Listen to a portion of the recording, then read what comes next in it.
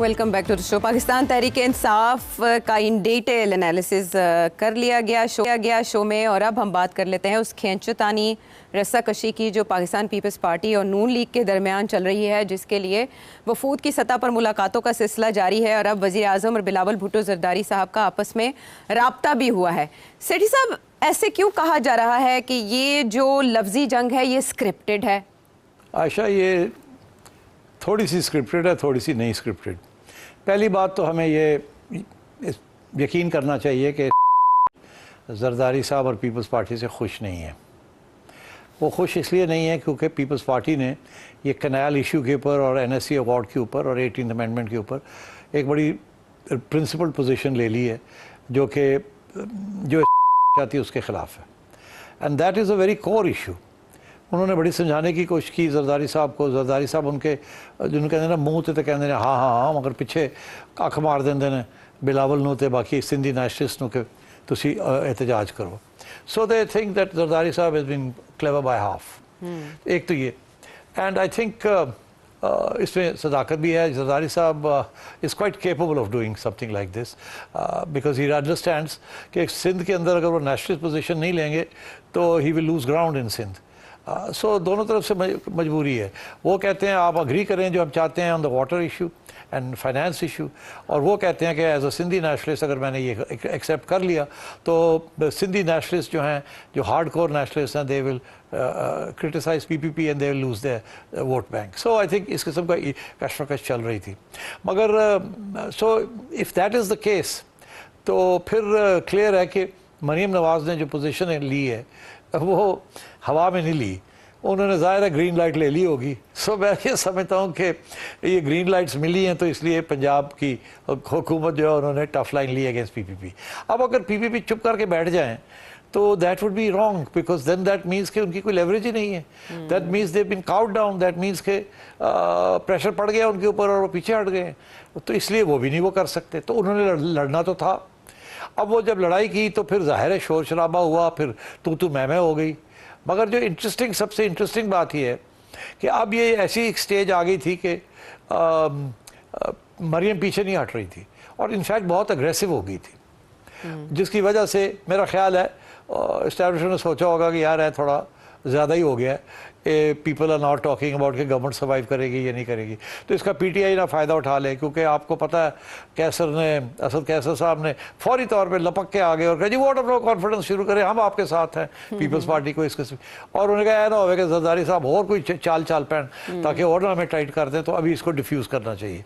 तो ज़रदारी साहब ने भी यही सोचा होगा कि यार ये बहुत आगे चली गई बात, अब इसको डिफ्यूज़ करना चाहिए, या उनको भी पैगाम आ गया होगा कि आप डिफ्यूज़ करें। अच्छा, ज़रदारी साहब ने बड़ी चालाकी शो की। I think that's why he is such a great political leader. उन्होंने उठ के प्रेसिडेंसी छोड़कर सिंध जाके बैठ गए। आप सोचे अगर प्रेसिडेंसी बैठे होते तो लोगों ने इस्लामाबाद से उठ के उनके प्रेसिडेंसी चला जाना था, तो क्या मज़ा आना था। सिंध में चले गए, बुलाया, आओ इधर आओ, सिंध की बात हो रही है, इधर आओ, तुम पंजाब की बात करते हो, इधर आओ। तो फिर ये देखा आपने कि डिप्टी प्राइम मिनिस्टर और स्पीकर पार्लियामेंट सारे उठ के जनाब ज़रदारी साहब के पास गए हैं। अब वो मिल सकते थे इस्लामाबाद में भी, मगर इत्थे आओ, इत्थे आके खिंचाओ कैमरा कि तुसी मेरे को आए हो, मेरी प्रोविंस से आए हो। सो दैट्स क्लासिक ज़रदारी साहब इन टर्म्स ऑफ सिग्नलिंग। तो वहाँ जाके उन्होंने भाई बस जी वो जप्पी शप्पी पाई, अल्लाह खैर सला, आपने ये किया, आपने आज जी मिट्टी पाओ जी, ठीक है जी, आप थोड़ा ये करें। That's what's happened and I think ये जो लड़ाई है ये अब कुछ अरसे के लिए बंद हो जाएगी। अच्छा, अभी तक की इतलात के मुताबिक तो हो चुका है सीज़ फायर और राब्ते भी हो चुके हैं, तो उसके बाद बिलावल भुट्टो ज़रदारी साहब ने सेंट्रल एग्जीक्यूटिव कमेटी का इजलास क्यों, किस सिलसिले में तलब किया है? क्योंकि ये कहा जा रहा है, इल्ज़ाम लगाया जा रहा है कि मरीम नवाज़ साहिबा का असल निशाना पीपल्स पार्टी नहीं है, विफाक है, वज़ीर आज़म शहबाज शरीफ हैं। नहीं, नॉनसेंस, बिल्कुल शहबाज शरीफ नहीं है। अगर कोई टारगेट होगा तो बिलावल हो सकता है, बिकॉज देखिए शहबाज शरीफ इज़ द प्राइम मिनिस्टर और वो रहेंगे प्राइम मिनिस्टर जितनी पूरी टर्म है एट लीस्ट। राना सनावला तो कहते हो सकता है कि शायद अगली टर्म भी वो ले लें। अब वो कैसे लेंगे, इलेक्शन जीत के लेंगे या वैसे ही जीत के ले लेंगे वो we don't know about that, मगर ज़ाहिर है प्लानिंग के अंदर तो ये चीज़ें चलती हैं। मगर एट द सेम टाइम अब मरियम का तो बड़ा ऑब्जेक्टिव बड़ी क्लियर है that she wants to be prime minister. ये तो उनकी ट्रेनिंग ग्राउंड है पंजाब, तो इसके बाद तो प्राइम मिनिस्टर ही बन सकती है ना। सो आई थिंक मरियम तो तैयारी कर रही है प्राइम मिनिस्टरशिप की। अच्छा। अब वो पॉपुलैरिटी के साथ या विदाउट पॉपुलैरिटी, अब इससे ज़्यादा मैं क्या कहूँ आगे क्या होगा क्या नहीं होगा। इस मुल्क में तो बहुत सी चीज़ें हो जाती पता ही नहीं चलता।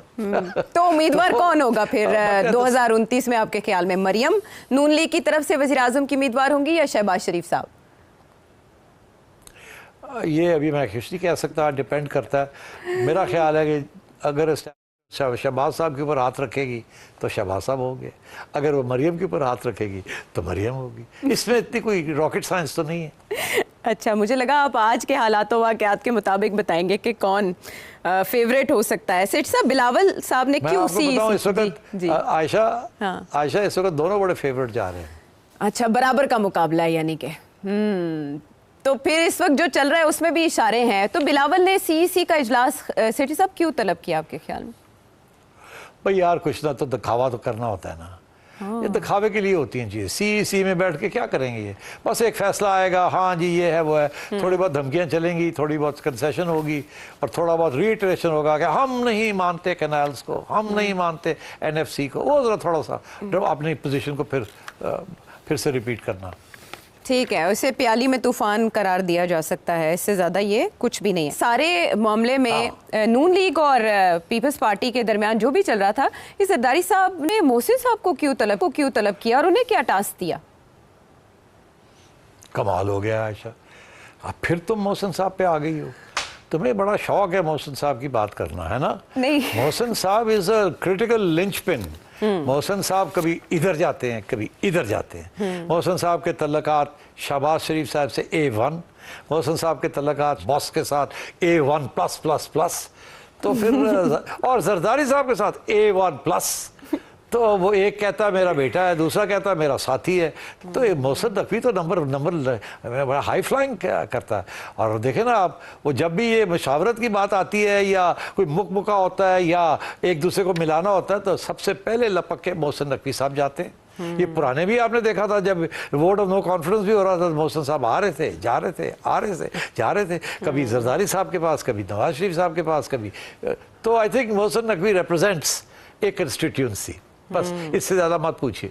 ठीक है, मोहसिन स्पीड का इस्तारा भी इसीलिए सामने आया था। बहरहाल मोहसिन साहब जो भी मामला हो उसमें रेलेवेंट होते हैं, और जब से तब्दीली आई है हुकूमत की 2022 के बाद, सबसे बड़े बेनिफिशरी अगर सिस्टम के कोई रहे हैं तो वो ज़ाहिर है मोहसिन साहब ही हैं। वापस के बाद